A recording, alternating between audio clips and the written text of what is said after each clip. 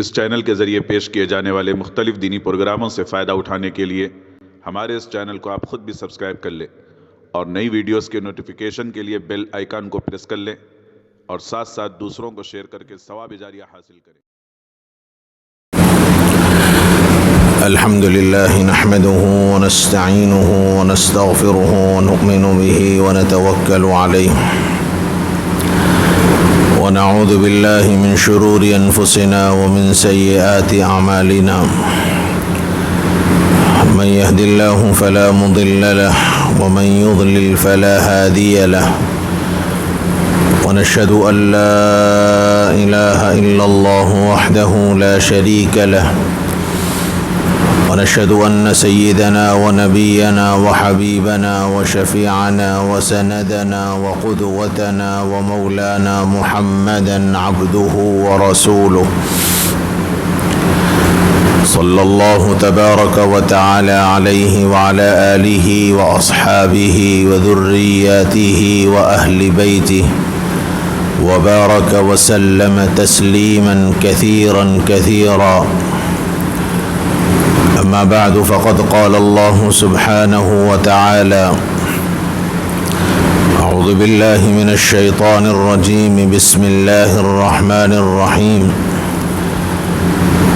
شهر رمضان الذي أنزل فيه القرآن هدى للناس وبينات من الهدى والفرقان فمن شهد منكم الشهر فليصم ومن كان مريضا أو على سفر فعدة من أيام أخر يريد الله بكم اليسر ولا يريد بكم العسر ولتكملوا العدة ولتكبروا الله على ما هداكم ولعلكم تشكرون.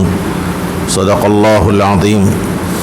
وقد قال رسول الله صلى الله عليه وسلم من صام وقام رمضان إيمانا واحتسابا غفر له ما تقدم من ذنبه أو كما قال عليه الصلاة والسلام.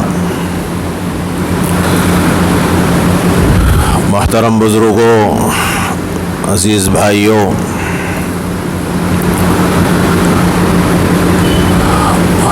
رمضان المبارک کے یہ آخری ایام چل رہے ہیں اور اس اعتبار سے یہ ایام بڑی اہمیت کے حامل ہیں کہ ان ایام میں اللہ کی رحمت اور اس کی مغفرت خصوصی طور پر متوجہ ہے. اس لیے یہ بہت قیمتی ایام ہیں اور ان کی اتنی ہی حفاظت کرنی ضروری ہے.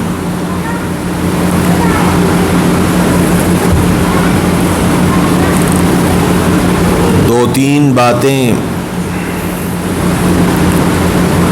اہمیت کی حامل ہیں.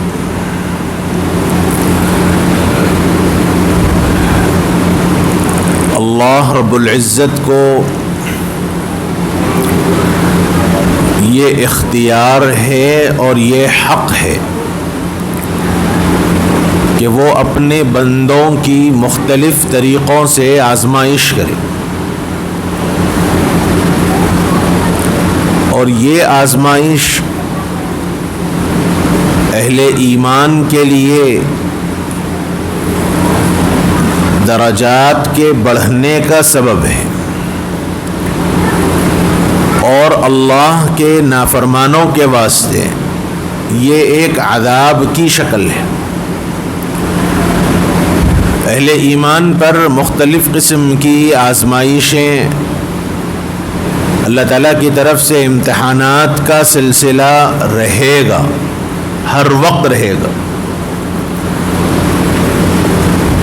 اور قرآن نے اس کی مختلف توجیحات بیان فرمائی، اس کی مختلف شکلیں بیان فرمائی. فرمایا وَلَنَبْلُوَنَّكُمْ بِشَيْءٍ مِّنَ الْخَوْفِ، کہنے والے وہ پروردگار ہیں جنہوں نے ساری کائنات کو پیدا کیا، جو رب ہیں، پالنہار ہیں، رحیم ہیں، رحمان ہیں، اور ساری مخلوقات کی ذمہ داری اپنے فضل سے اپنے اوپر لے رکھی۔ وہ ذات فرما رہی ہے، حالانکہ اللہ تعالیٰ پر کوئی چیز لازم نہیں ہے، اللہ پر کوئی چیز ضروری نہیں ہے، لیکن اپنے فضل سے اللہ تعالیٰ نے مخلوقات کی ساری ذمہ داری اپنے سر لے رکھی ہے۔ وَمَا مِن دَابَّةٍ فِي الْأَرْضِ إِلَّا عَلَى اللَّهِ رِزْقُهَا، مخلوقات کی روزی اللہ نے اپنے ذمے لے رکھی ہے۔ اور دابہ کا اطلاق صرف انسانوں پر نہیں ہوتا، بلکہ دابہ ہر روئے زمین پر چلنے والی اللہ کی مخلوق کو کہتے ہیں۔ تو روئے زمین پر جتنی مخلوق بستی ہے ان سب کی ذمہ داری اللہ تعالیٰ نے اپنے فضل سے اپنے اوپر لے رکھی۔ اس لیے اللہ تعالیٰ کی طرف سے آزمائش تو یقینی ہے، اور قرآن نے اس کا وعدہ کیا کہ وَلَنَبْلُوَنَّكُمْ بِشَيْءٍ مِّنَ الْخَوْفِ، کہ ہم تم کو ضرور آزمائیں گے۔ عربی جاننے والے جانتے ہیں کہ یہ جو لفظ ہے یہ تاکید کے واسطے استعمال ہوتا ہے۔ لام وَلَنَبْ، لام جو آیا یہ تاکید کے واسطے، اور یہ جو صیغہ ہے لَنَبْلُوَنَّ، اخیر میں جو نون آیا یہ بھی تاکید کے واسطے۔ اس کو گرامر میں، عربی گرامر میں لام تاکید با نون تاکید ثقیلہ کہتے ہیں۔ مطلب یہ ہے کہ یہ عربی میں کسی بات کو مؤکد کرنے کے واسطے، اس کی اہمیت کو بیان کرنے کے واسطے، اس کی شدت کو بیان کرنے کے واسطے لام شروع میں اور اخیر میں نون بڑھایا جاتا ہے۔ عربی گرامر کے اعتبار سے ایسے کو کہتے ہیں لام تاکید با نون تاکید ثقیلہ۔ اس میں تاکید کا معنی ہے، یقینی ہونے کا معنی پایا جاتا ہے۔ اللہ تعالیٰ فرماتے ہیں وَلَنَبْلُوَنَّكُمْ، ہم تم کو ضرور آزمائیں گے۔ حالانکہ اگر اللہ یہ لفظ استعمال نہیں کرتے، یہ تاکید استعمال نہ کرتے، صرف خبر دیتے کہ ہم تمہیں آزمائیں گے تو بھی کافی تھا، لیکن مولا کی تاکید استعمال کرنا یہ دلیل ہے اس بات کی کہ اللہ تعالیٰ اپنے بندوں کو اہمیت بتلانے کے واسطے، اپنے بندوں کو اس بات کی طرف راغب کرنے کے واسطے کہ یہ آزمائش اور یہ مصیبت، یہ آفت اگر تمہارے اوپر آئے گی تو یہ کوئی ایسی چیز نہیں ہے جس کی وجہ سے تم ایمان سے پھر جاؤ۔ وَلَنَبْلُوَنَّكُمْ، فرمایا کہ ہم تم کو ضرور آزمائیں گے۔ یہ آزمائش یقینی ہے مختلف انداز سے، اور وہ آزمائش کیسے ہوگی قرآن مجید نے بھی اس کو بیان فرمایا۔ کبھی تو ہم خوف کے ذریعے مختلف قسم کا ڈر پیدا کریں گے، خوف، پریشانی، ہیبت، یہ خوف کبھی طاری ہوگا، اور پھر اس خوف کی وضاحت کی گئی کہ یہ خوف کن کن چیزوں سے ہو سکتا ہے، یہ ڈر کن کن چیزوں سے ہو سکتا ہے۔ فرمایا من الجوع، کبھی تو اللہ تعالیٰ خوف، ڈر، ہیبت بندے کے اوپر ایک نیچرل طریقے سے طاری کر دیں گے، مختلف قسم کی ہوائیں پھیلا دیں گے، مختلف قسم کی چیزیں پھیل جائیں گی، اس کے نتیجے میں بندوں پر خوف و ہراس کا ماحول ہوگا۔ جیسے اسی وقت کرونا وائرس کی یہ دوسری لہر ہر ایک کو خوف میں مبتلا کر رکھی ہے۔ گزشتہ رمضان پہلی لہر میں مبتلا تھے، یہ دوسرا رمضان دوسری لہر میں مبتلا ہے۔ اللہ کہہ رہے یہ سلسلہ یہی ختم ہو جائے۔ کوئی کسی سے ملنا نہیں چاہتا، کوئی کسی کو دیکھنا نہیں چاہتا، کوئی کسی سے مصافحہ کرنا نہیں چاہتا، ہر ایک دوسرے سے کھچا ہوا کہ پتہ نہیں کیا ہو جائے۔ حد تو یہ کہ اپنوں کے جنازوں کو کندھا بھی دے سک رہے ہیں، اپنوں کو روتا ہوا، بلکتا ہوا، تڑپتا ہوا دیکھ رہے ہیں، لیکن کچھ کرنے سے عاجز ہیں۔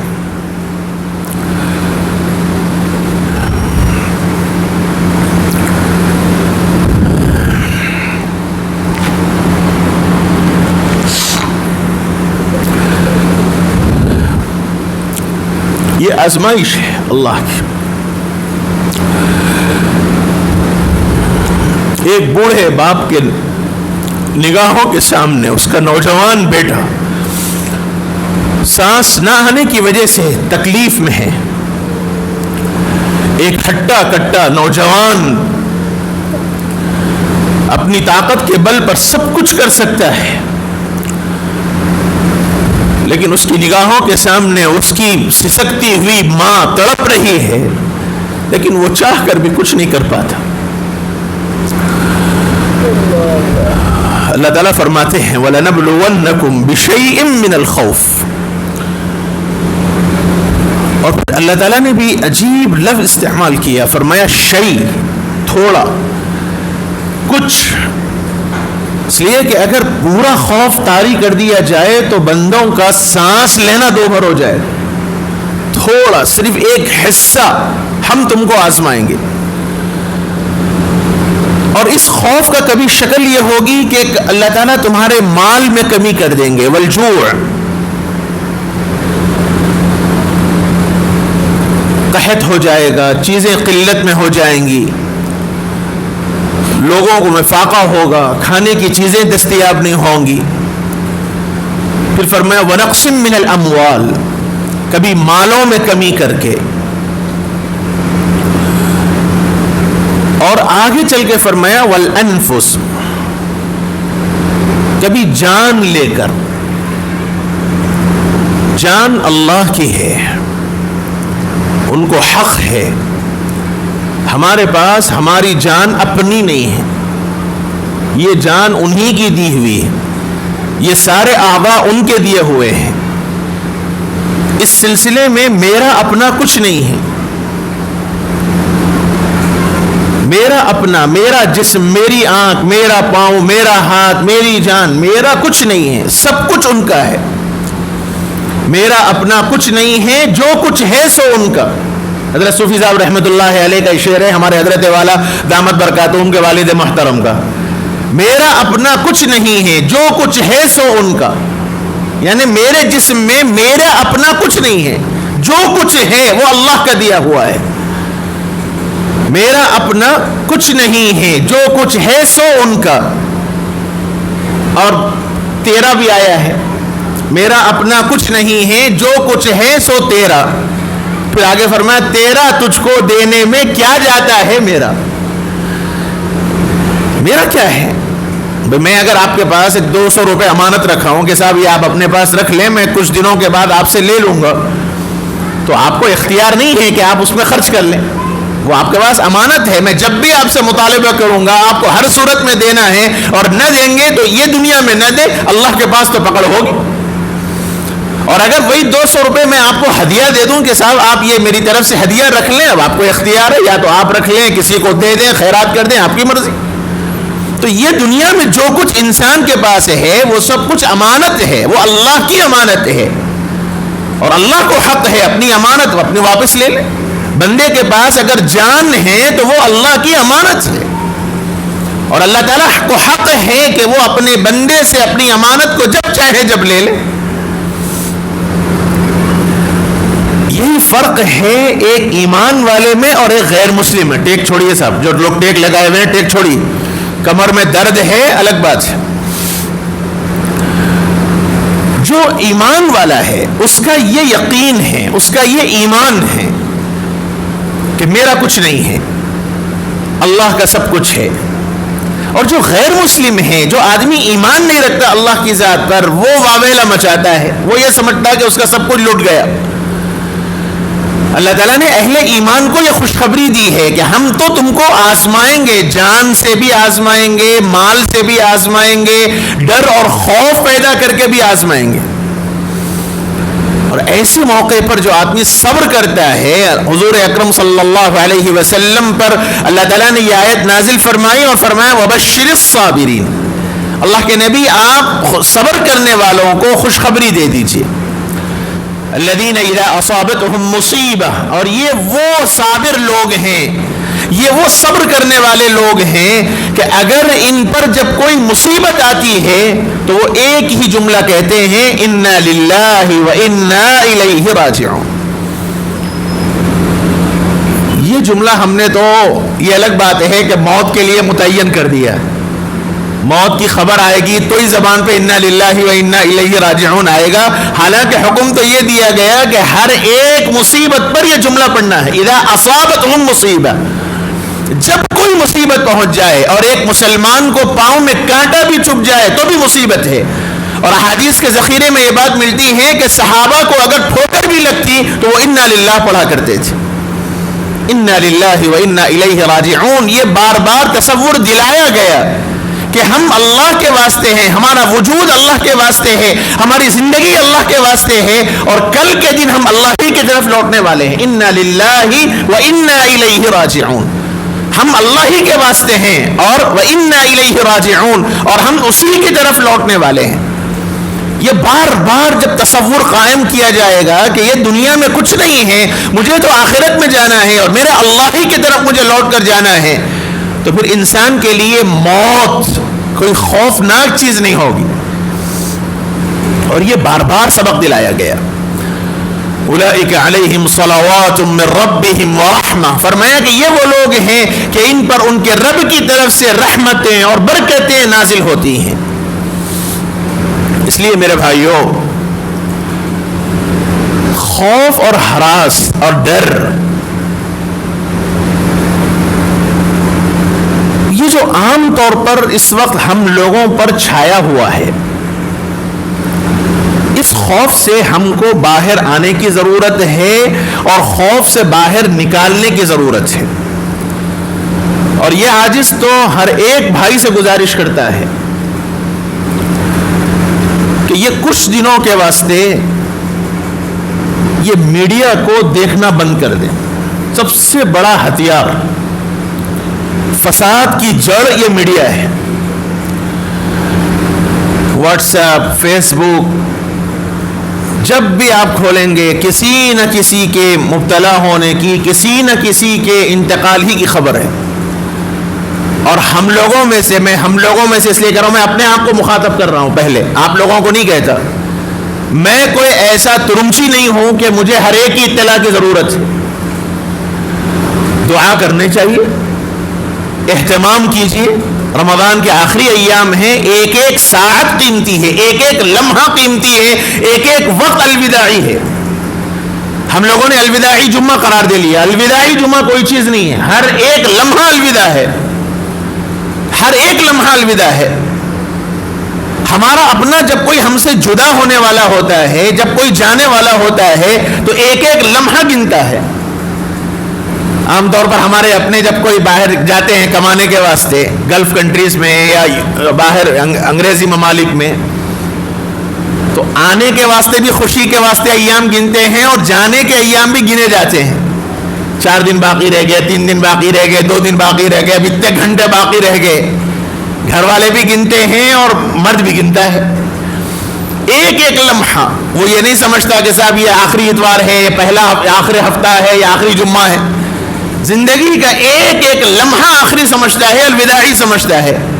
ایسے ہی رمضان کے یہ آخری ایام ایک ایک لمحہ الوداع کا ہے، ایک ایک لمحہ آخری قیمتی ہے، اس لیے اس ایام کی بڑی قدر و قیمت کرنی چاہیے۔ اللہ سے دعاؤں کا اہتمام کیجیے، اپنوں کے واسطے اور علماء کے واسطے، اکابر کے واسطے، رشتہ داروں کے واسطے، عمومی اعتبار سے سارے ہی مؤمنین اور مسلمانوں کے واسطے اللہ تعالیٰ سب کو صحت کاملہ نصیب فرمائے۔ یہ دعاؤں کا اہتمام کیجیے، اور اگر اللہ تعالیٰ نے مقدر میں موت رکھی ہے تو اے اللہ کلمے کے ساتھ دنیا سے اٹھائیے، یہ دعا کا اہتمام کیجیے۔ ایک مسلمان کے واسطے سب سے بڑی سعادت یہی ہے، سب سے بڑی سعادت۔ ہمارے بعض چاہنے والے ہمیشہ سے مجھ سے ایک دعا کی درخواست کرتے ہیں، مجھے بڑا رشک آتا ہے ان کے اوپر۔ ہمیشہ جب بھی ملاقات ہوتی ہے، جب بھی دعا کی درخواست کرتے ہیں تو یہ جملہ ضرور کہتے ہیں کہ خاتمہ بالخیر کی دعا کر دیجیے۔ مجھے بڑا رشک آتا ہے، اور بندہ جیسے اللہ کے ساتھ گمان رکھتا ہے، اللہ تعالیٰ اسی کے مطابق اس کا فیصلہ فرماتے ہیں۔ یہ حدیث ہے، یہ بات میری نہیں ہے، یہ بات میرے آقا کی ہے، اور آقا نے اللہ کی بات نقل فرمائی ہے۔ یقول اللہ تبارک و تعالی انا عند ظن عبدی بی او کما قال، بندہ میرے ساتھ جیسے گمان کرتا ہے میں اس کے ساتھ ویسا معاملہ کرتا ہوں۔ آپ اللہ سے اچھا گمان رکھیے. اللہ تعالیٰ میرے ساتھ خیر کا معاملہ کریں گے, اللہ تعالیٰ میرے ساتھ بہتری کا معاملہ کریں گے, یہ گمان اور یہ یقین اللہ کے ساتھ رکھیے, اللہ تعالیٰ آپ کے ساتھ ویسے معاملہ کریں گے. اس لیے پہلے تو ہم سب کو ڈر اور خوف نکالنا چاہیے دلوں سے. ڈر اور خوف نکالنے کا یہ مطلب بھی نہیں ہے کہ ہم بے احتیاط ہو جائیں. اپن میاں بھائی ہے, اپنے کو کیا ہوتا, میاں بھائی سبھی ہیں, آپ کوئی خصوصیت نہیں رکھتے. آپ کے پاس سب سے بڑی طاقت ایمان کی ہے, سب سے بڑی طاقت ایمان کی ہے. بعض لوگ یہ کہتے ہیں اپن مسلمان ہیں صاحب, اپنے کو یقین ہے اللہ کی ذات پہ, کیا ہوتا دیکھ لیں گے. یہ سب کہنے کی باتیں ہیں. آپ کا اگر یقین ہوتا اللہ کی ذات پہ تو یہ جملہ ہی نہیں نکلتا آپ کی زبان سے. آپ کا ایمان نبی سے زیادہ نہیں ہے, آپ کا ایمان صحابہ سے زیادہ نہیں ہے. تھوڑی سی ہوا تیز چلتی تو اللہ کے نبی خوف سے ڈر سے کانپتے ہوئے مسجد کی طرف رخ کرتے. حدیث کے ذخیرے میں موجود ہے. صرف ہوا چلتی تو, یہاں تو ساری وبا پھیلی ہوئی ہے اور آپ کہتے ہیں کہ صاحب مجھے کچھ نہیں ہوگا. نہیں ہوگا. اگر اللہ نے آپ کے مقدر میں رکھا ہے, جو میں بار بار کہہ رہا ہوں, مقدر میں رکھا ہے تو کوئی طاقت نہیں روک سکتی آپ کو, کوئی طاقت نہیں روک سکتی.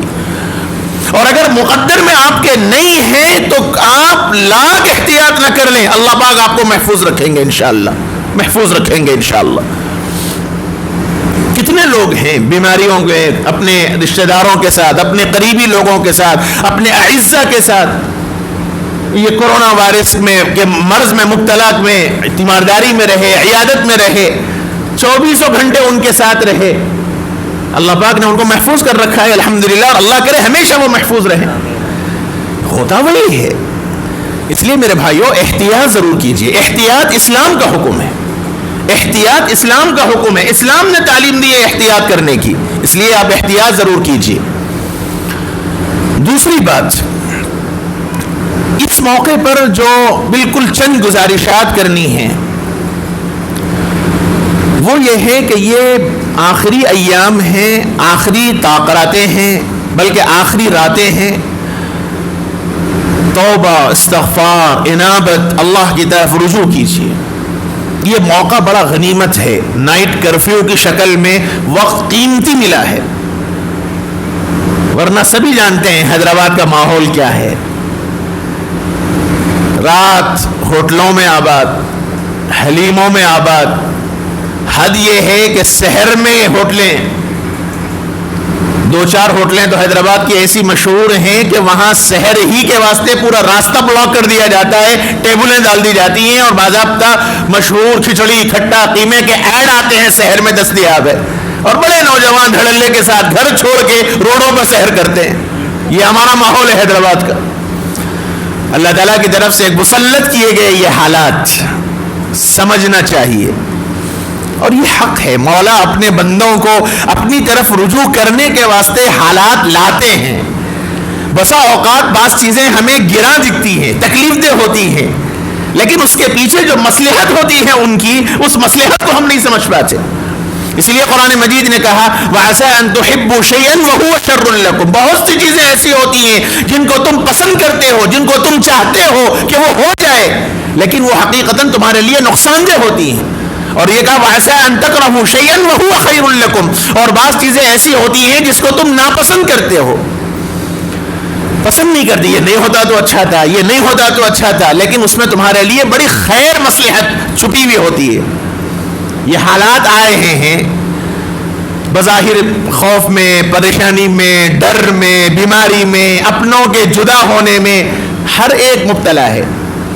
ہر ایک گھرانے کا کوئی نہ کوئی فرد اس کے قریبی رشتہ داروں سے محروم ہو رہا ہے.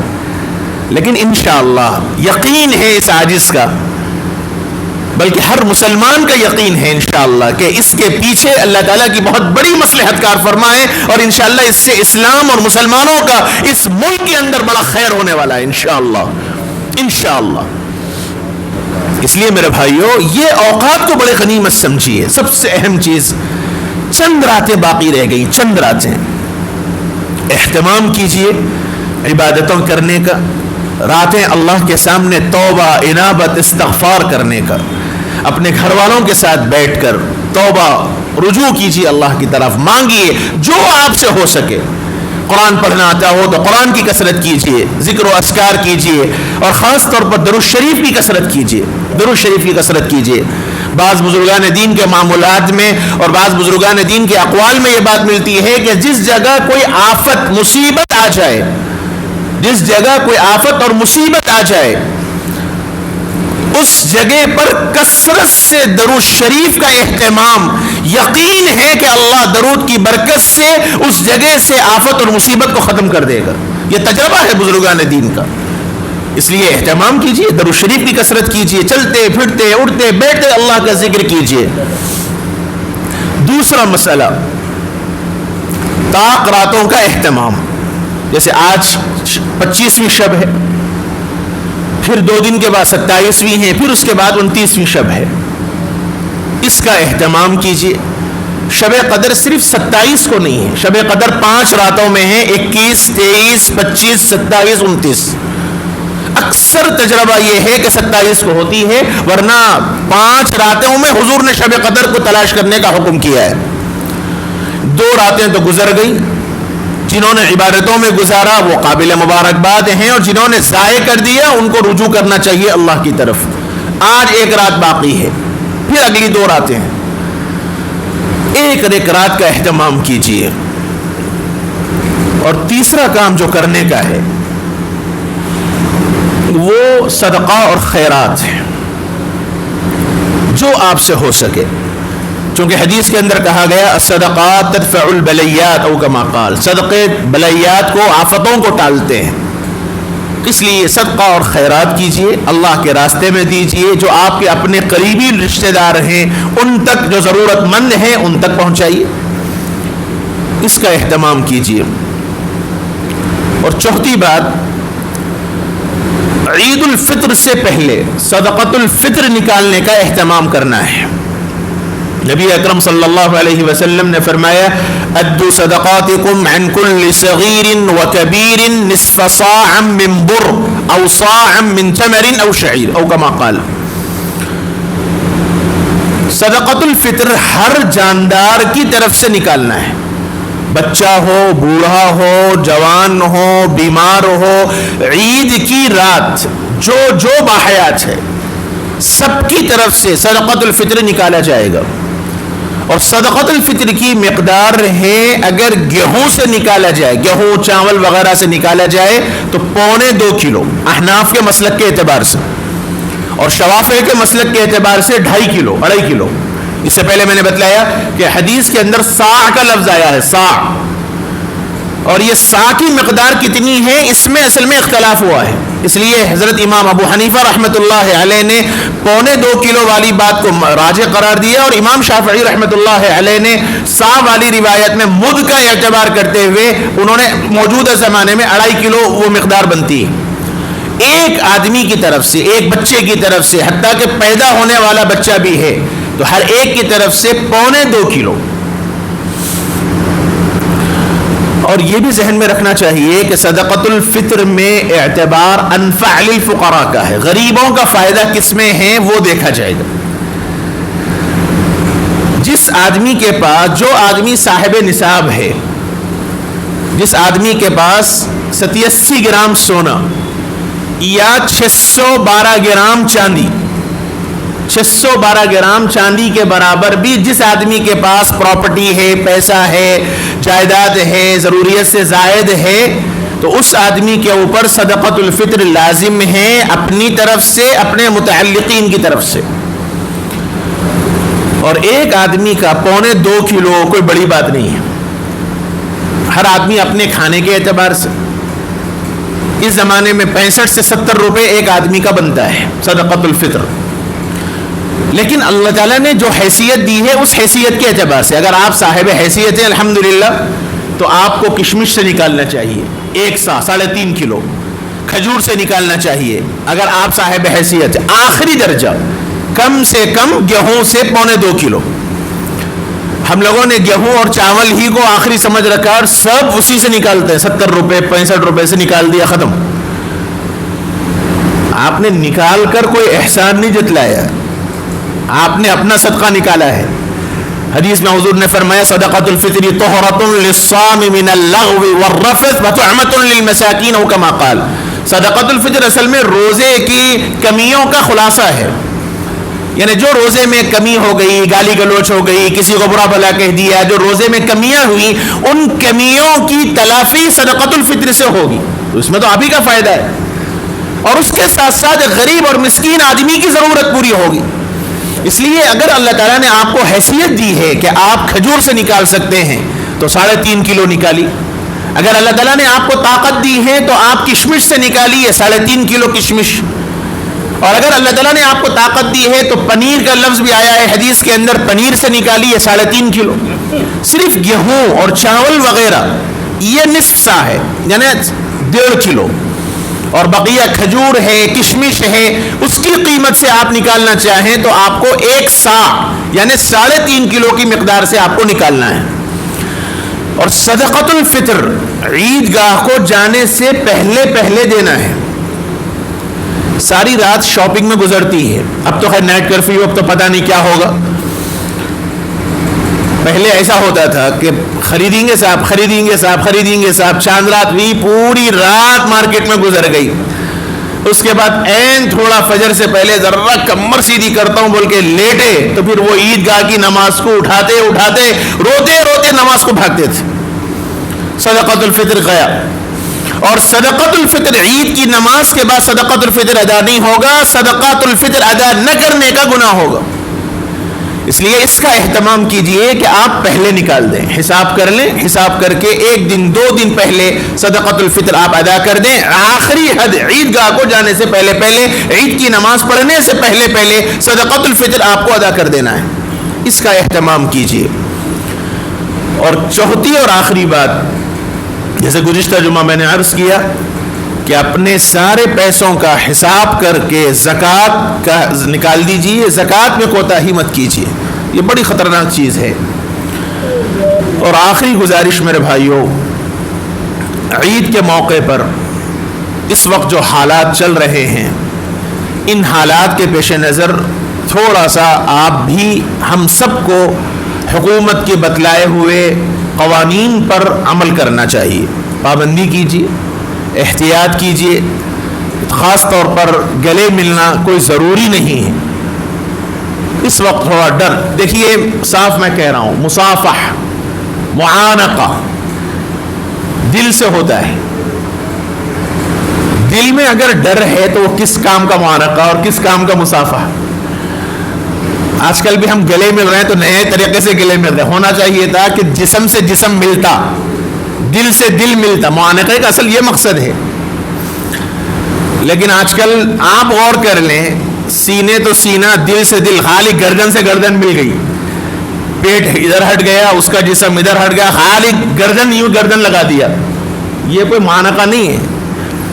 آپ کے دل میں ڈر ہے اور واقعتاً ڈر اور خوف کا ماحول ہے تو آپ مصافحہ بھی مت کیجیے. عید کی مبارکبادی دیجیے, عید مبروک کہہ دیجیے, عید مبارک کہہ دیجیے, تقبل اللہ منا ومنکم صالح الاعمال کہہ دیجیے, دعائیہ جملہ دیجیے. یہ مبارکبادی.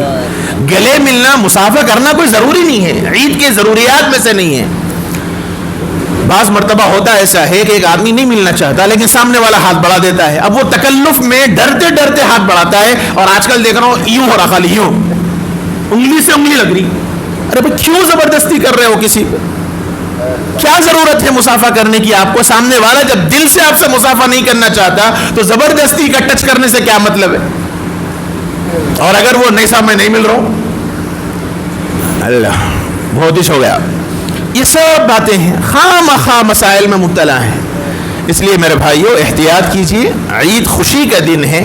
اللہ تعالیٰ کے سامنے گڑ گڑائیے, روئیے, معافی مانگیے, توبہ کیجیے, اللہ سے رجوع کیجیے, اور یہ اہتمام سے مولا کے سامنے اپنی مناجات پیش کیجیے کہ مالک آپ کو حق ہے کہ آپ ہمیں آزمائیں, آپ کو حق ہے کہ آپ ہماری پکڑ کریں, لیکن میرے اللہ ہم کمزور ہیں, ہمارے اندر آپ کے آزمائش کو سہنے کی طاقت نہیں ہے. یا اللہ اس آزمائش سے ہم سب کی حفاظت فرما دیجیے. اللہ سے دعاؤں کا اہتمام کیجیے میرے بھائیوں, اور عید کے موقع پر نماز پڑھ کے جلد سے جلد اپنے گھروں میں جانے کی فکر کیجیے. تھوڑا سا اہتمام کیجئے، فکریں کیجئے، چونکہ ڈاکٹرز کہہ رہے ہیں کہ یہ وبا اس وقت کی وائرس بڑا خطرناک ہے، فضا میں پھیلا ہوا ہے. اس لیے آپ نے دیکھا ہوگا پہلے جو لاسٹ ایئر عام طور پر ملنے سے منع کر رہے تھے، اور اس مرتبہ وہ فضا میں پھیلنے کی وجہ سے، سانس کی وجہ سے آنے کی بات آ رہی ہے. اس لیے تھوڑا آپ احتیاط کیجئے. آپ عام لوگوں کے واسطے تو ایک شہری ہیں، آپ حکومت کے واسطے صرف ایک عام آدمی ہیں، لیکن آپ اپنے گھرانے کے واسطے بڑے خاص ہیں. اس لیے اپنے گھرانے کی فکر کیجئے، اپنے گھرانے کے واسطے تو اپنی فکر کر لیجئے. یقین رکھیے، اعتقاد میں کمی مت آنے دیجئے، یا تقدیر پر ایمان ضرور رکھیے، تقدیر کے علاوہ کچھ نہیں ہو سکتا، لیکن احتیاط کے اعتبار سے نماز پڑھیے عید کی، اور جلد سے جلد نماز پڑھ کے اپنے گھروں کو جانے کا اہتمام کیجئے. عیدگاہ میں اگر اہتمام ہوتا ہو تو ٹھیک ہے، نہ ہوتا ہو تو اپنے محلے کی مسجدوں میں نماز پڑھ کر جلد سے جلد گھر واپس ہونے کا اہتمام کیجئے. ایک دوسرے سے دعائیہ الفاظ کے ذریعے مبارکبادی پیش کیجئے. اللہ تعالیٰ اپنے کرم سے ہم سب کے رمضان کے روزوں کو قبول فرمائے. ایک آخری اہم مسئلہ ذہن میں آیا. ممکن ہے کہ عید جمعے کو بھی آئے، جمعے کو تو یقینی ہے، جمعرات کا امکان ہے، جمعے کو تو یقینی ہے. بعض لوگ ایک مسئلہ پھیلا رہے ہیں کہ اگر جمعے کو 2 عیدیں ایک ساتھ آ جائیں، یہ بہت اہم مسئلہ ہے. جمعے کے دن اگر 2 عیدیں یعنی 2 نمازیں آ جائیں تو عید کی نماز کافی ہے، جمعے کی نماز پڑھنے کی ضرورت نہیں ہے، ظہر پڑھ لیے تو کافی ہے. حضور کے زمانے میں یہ ہوا ہے، حدیث میں اس کا ذکر موجود ہے. بعض لوگوں کا یہ خیال ہے جو اپنے آپ کو بڑے دعویٰ کرتے ہیں حدیث پر عمل کرنے کا. اب وہ کتنا حدیث پہ عمل کرتے ہیں، ان کی زندگی کتنی حدیث پہ گزر رہی، وہ خود سوچ لیں. لیکن اس موقع پر حدیث یاد آتی ہے.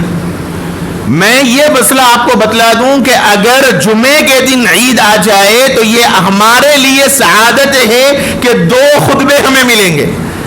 عید کا اجتماع اور جمعے کا اجتماع، یہ تو خوشی ہے ہمارے واسطے، ڈبل خوشی ہے انشاءاللہ. دیکھیے حضور کے زمانے کی بات الگ تھی، ہمارے زمانے کی بات الگ ہے. اللہ کے نبی صلی اللہ علیہ وسلم کے زمانے میں لوگ دور دور سے حضور کے پاس نماز پڑھنے آتے تھے، دیہات سے لوگ آتے تھے. اس زمانے میں جمعہ ہمارے جیسا ہر مسجد میں جمعہ نہیں ہوتا تھا. آج کل تو ہر مسجد میں جمعہ ہونے لگا ہے. حضور کے زمانے میں صرف مسجد نبوی میں جمعہ ہوتا تھا تو لوگ دور دور سے نماز پڑھنے کے لیے آتے، اور کوئی انتظام نہیں ہوتا. ایسے ہی عید کا مسئلہ تھا، عید کی نماز کہیں نہیں ہوتی تھی، صرف مسجد نبوی میں، مصلی عیدگاہ میں، یعنی حضور جہاں عید کی نماز پڑھاتے تھے، جو مسجد نبوی سے ہٹ کر عیدگاہ میں حضور نماز پڑھاتے تھے، تو وہیں عید کی نماز ہوتی تھی اور سارے لوگ وہیں جمع ہوتے تھے. تو وہاں مجبوری تھی کہ لوگ دور دور سے عید کی نماز کو آئے، پھر وہ اپنے گھروں کو جائیں گے، پھر دوبارہ جمعے کی نماز کے لیے آنا ان کے لیے ممکن نہیں ہوتا تھا. تو حضور نے اس وقت اعلان فرمایا کہ جو اس وقت یہاں موجود ہیں وہ اپنے گھر ظہر کی نماز پڑھ لے. یعنی دیہات والوں کے واسطے حضور نے اعلان فرمایا.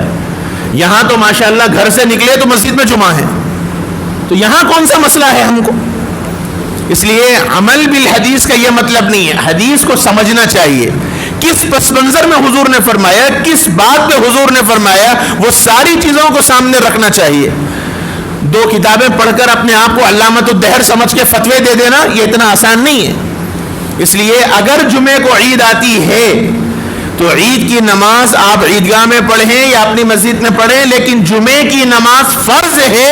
جمعہ چھوڑ کر اگر آپ ظہر کی نماز پڑھیں گے تو جمعہ چھوڑنے والے شمار ہوں گے. اس لیے اس کا خیال رکھیے. اور دوسرا ایک میسج وائرل ہو رہا کہ الوداع جمعے میں اگر کوئی 2 رکعت یا 4 رکعت ایک مخصوص طریقے سے پڑھ لے تو زندگی بھر کی ساری قضا نمازیں معاف ہیں. بڑا آسان ہے. ہر آدمی الوداع جمعے کا انتظار کرے گا، سارا سال نماز نہ پڑھے، الوداع جمعے کو مخصوص طریقے سے نماز پڑھ لے تو ساری قضا. اور پھر حوالہ دیا جا رہا حدیث کا، حضور نے فرمایا نعوذ باللہ، اللہ کے رسول کا یہ ارشاد اتنا ہی کافی ہے، من کذب علی متعمدا فلیتبوأ مقعدہ من النار، کما قال، جو آدمی میرے اوپر جان بوجھ کر جھوٹ بولے گا تو وہ اپنا ٹھکانہ جہنم میں بنا لے. جس نے بھی یہ حدیث گڑھی ہے اللہ حضور کے ارشاد کے مطابق اس کا ٹھکانہ تو جہنم میں ہے ہی ہے، لیکن جو لوگ اس میسج کو پھیلا رہے ہیں وہ بھی اس حدیث کی وعید میں داخل ہو جائیں گے. اس لیے ایسا کچھ نہیں ہے، نمازوں کی قضا اگر چھوٹی ہی ہے تو ذمے میں لازم ہے، قضا ہی کرنی ہے، اس کے بغیر کوئی چارہ نہیں ہے۔ یہ 2-3 مسائل اس وقت اچانک ذہن میں آئے، وہ آپ کے سامنے عرض کر دیے گئے۔ اللہ تعالی ہم سب کو قبول فرمائے۔ وآخر دعوانا الحمدللہ رب العالمین۔